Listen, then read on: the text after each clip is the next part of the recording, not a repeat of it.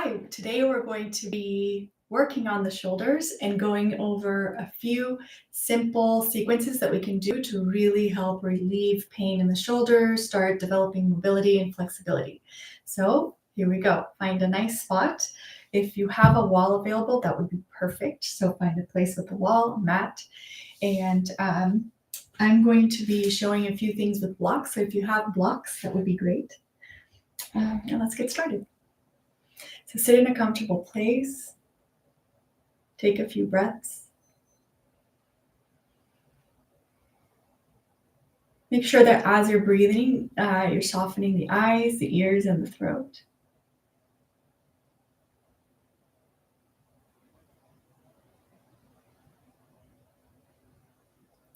Okay, so we're going to get started with some simple things that you can do or you can add to your practice to help the shoulders.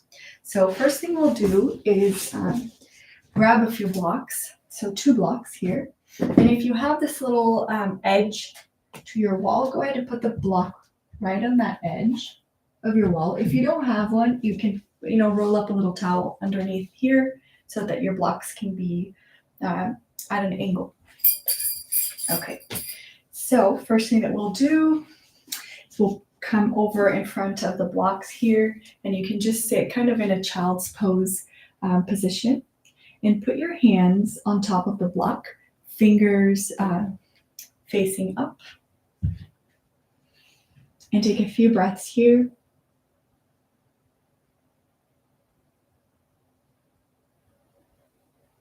And then go ahead and come in on your knees. Take a few breaths. And come up to downward dog.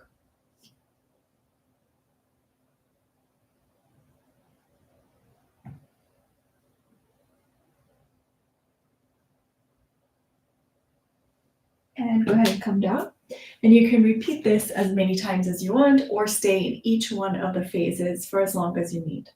Second way we're going to do this is we're going to place the hands on the block so that the fingers are pointing out.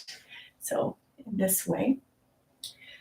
So fingers are pointing out.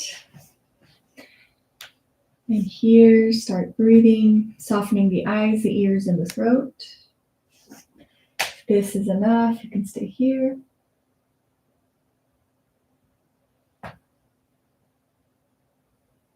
And after a few breaths here, go ahead and come up into a downward dog.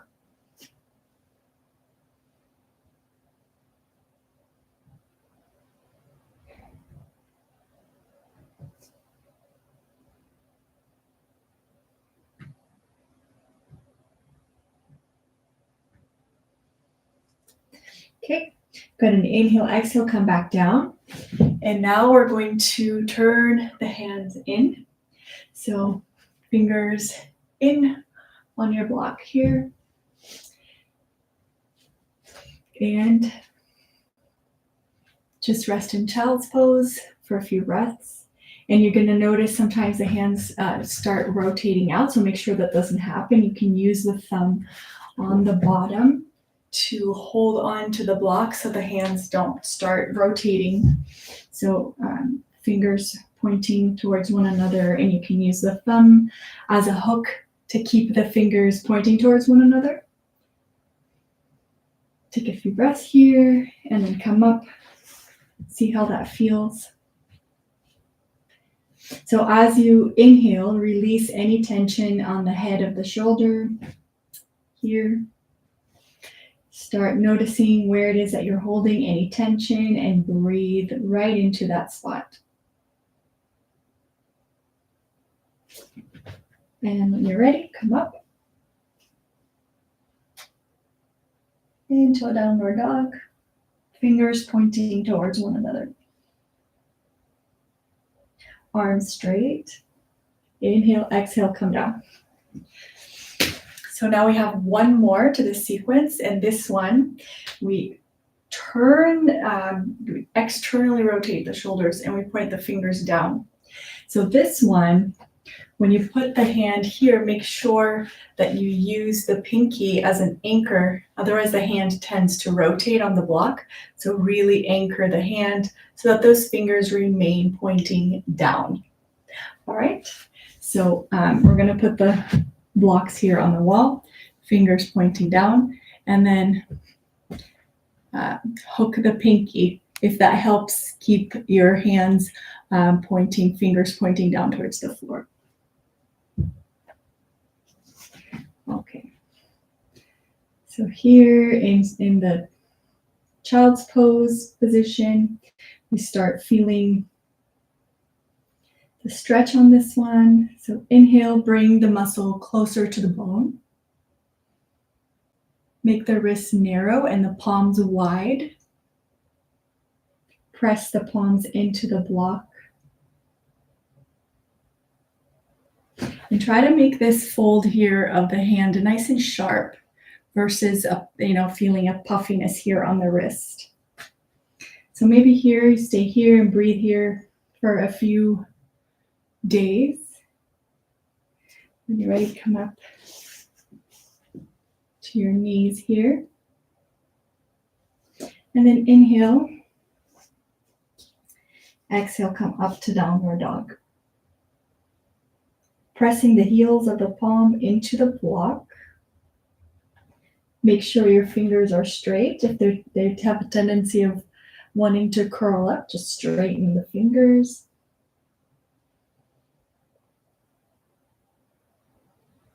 And breathe.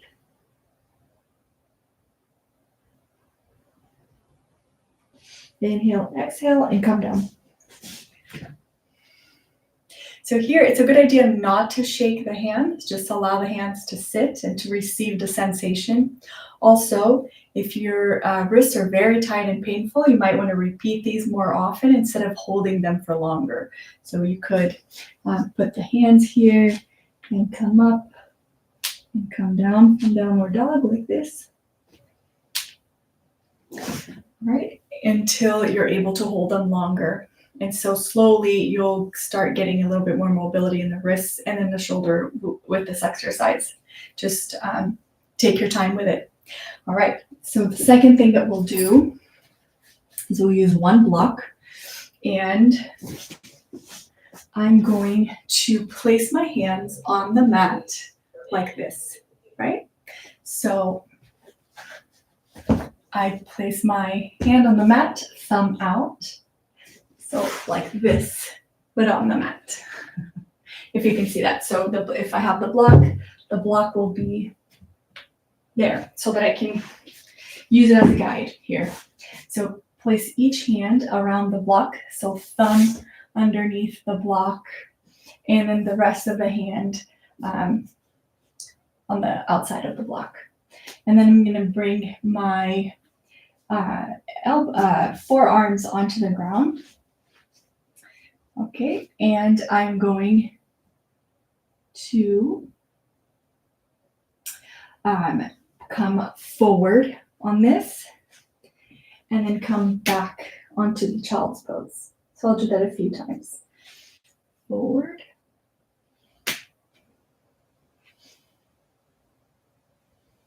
Okay, so now I'm going to do the same thing, but what I'm going to do is I'm going to keep all of the knuckles of my hand on the mat, and I'm just going to lift one finger at a time. Okay, so I'll bring the computer closer so that you can see what the hands are doing.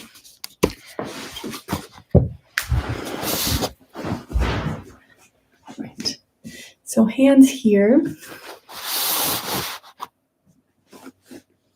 Okay, around the block like this. And I'm going to first lift the pinky. So from both hands, I just lift the pinky, making sure that the ball of the hand there, this mound of the pinky, stays in contact with the mat. So sometimes there's a tendency to lift the whole hand. Let's see how I can do here. So just lift both pinkies. And I'm going to keep my forearms on the ground, come down into my child's pose, and come up. So come all the way down and come up. Okay, and pinkies are doing okay. Keep the pinky lifted. Okay, so.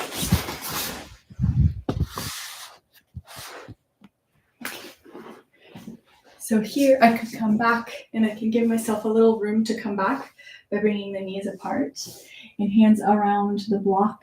Lift the pinky, everybody else on the mat. So come up. Oh, here's a little more difficult. That pinky needs to stay up the whole time. Mound of the pinky onto the mat. Okay, so we'll do 3 of these. Fingers straight. And 3.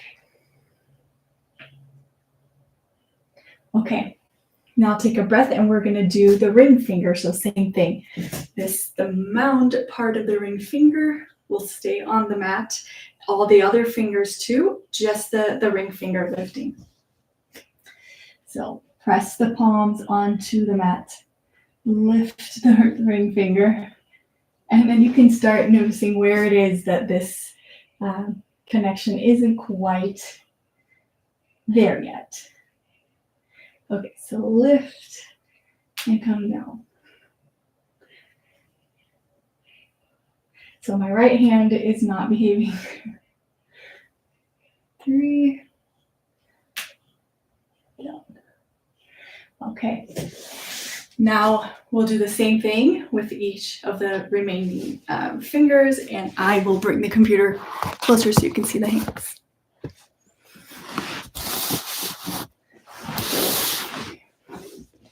So now we'll do the middle finger. So lift the middle finger, make sure that make sure that all of the fingers are nice and pressing down except for that middle finger.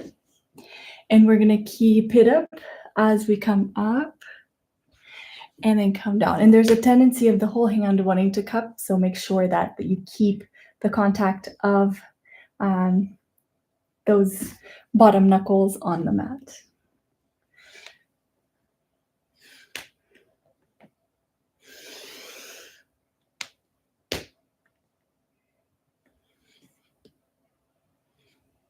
All right, and now we do the index.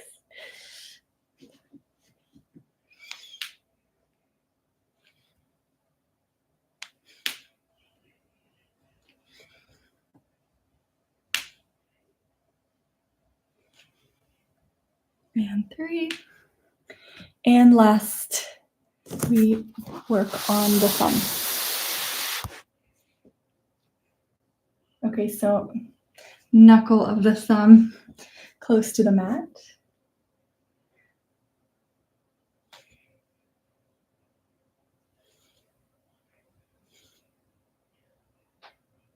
And the whole hand has that full contact with the mat.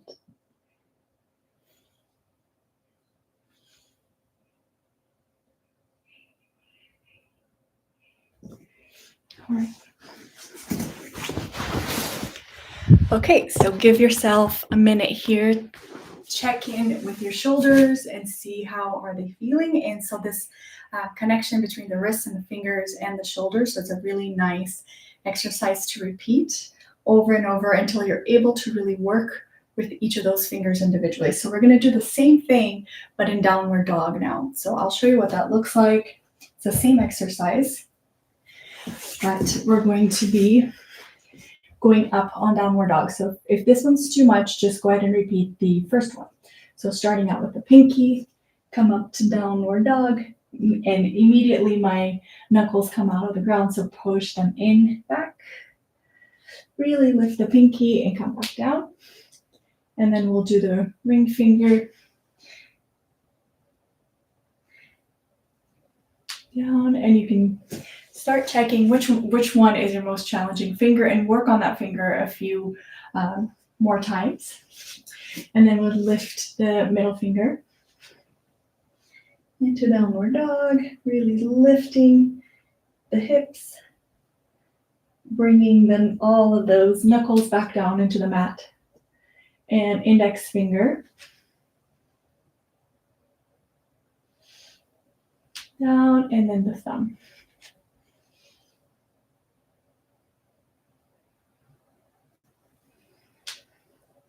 Okay, coming down. And then taking a few breaths here to check in with the shoulder and seeing how this work is starting to strengthen the shoulder, bring you more mobility. So take a few breaths. Soften the eyes, the ears, and the throat.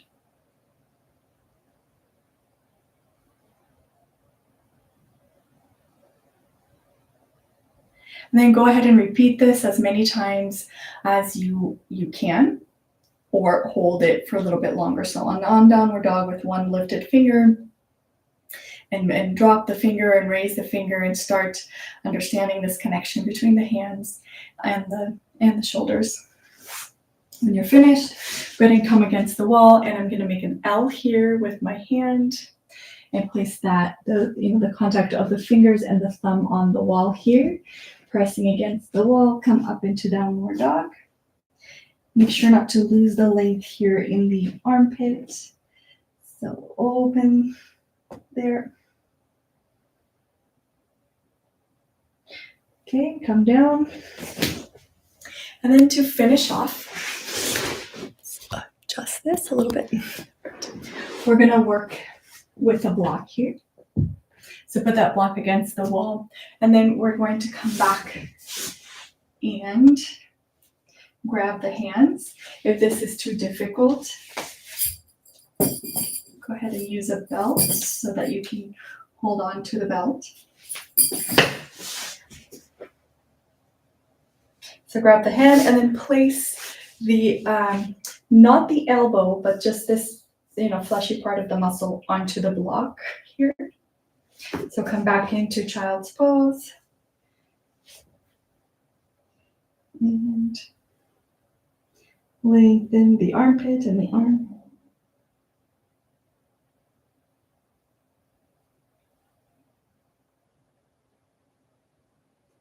Inhale and come up. And same thing with the other side.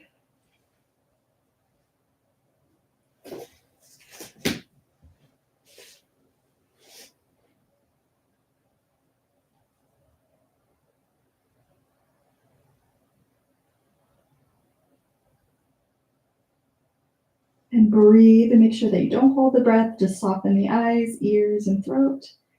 And send any of that breath into the tightest spot in the arm or in the shoulder.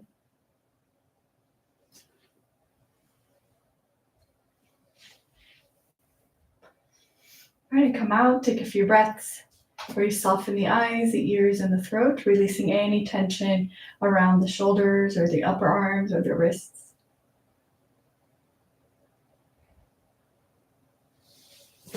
And go back into a downward dog.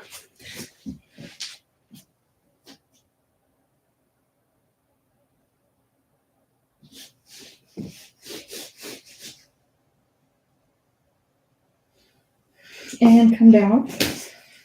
Right, and then the last thing I'll show you is an exercise for the shoulders and the arms. And so for this one, we need to understand this concept we talk a lot about in this channel, just to lift the chest, but without bringing any tension into the head, the top of the spine, the eyes, the ears, and the throat. So it's almost like a lift where you would have some helium balloons in the lungs, and they'd be lifting the chest ever so subtly. But you have this effortless lift, so you have to maintain that in this pose to make it a little bit more effective. So we're going to stand up and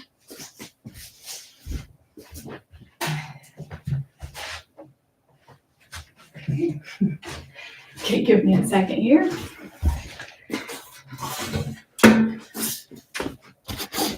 I will bring you here. Okay.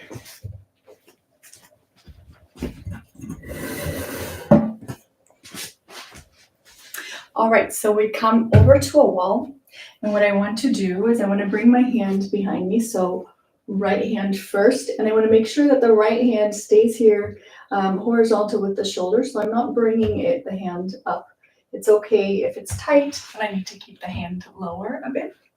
So bring the hand here and make sure that there's contact between this part of the shoulder and the wall. So don't leave a gap there. So bring the hand, make contact with the shoulder, and then you can face your feet against the opposite wall. So what I'm going to do here, if you have someone helping you, they can hold the wrist up and keep that contact of the shoulder and the wall.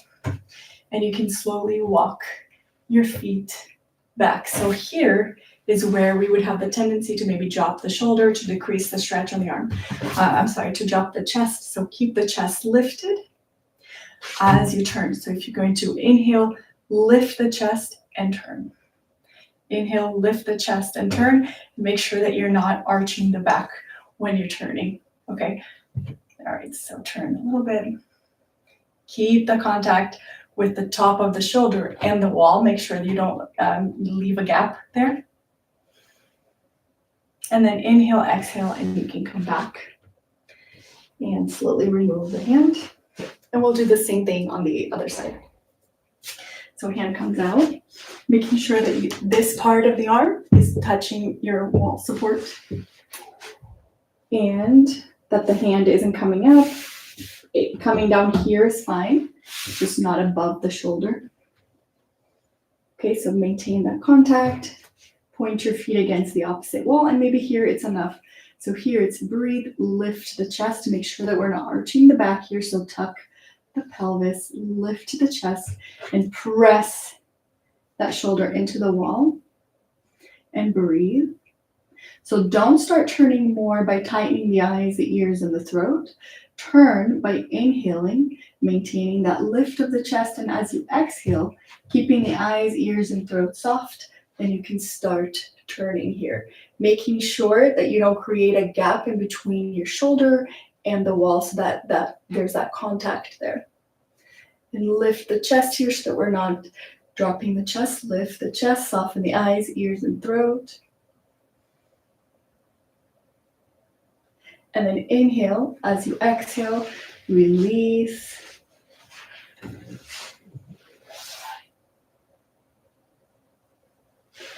Okay, and you can go ahead and get into a downward dog and see how that feels.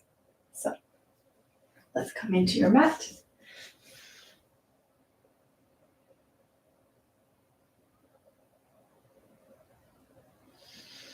And then inhale and come down.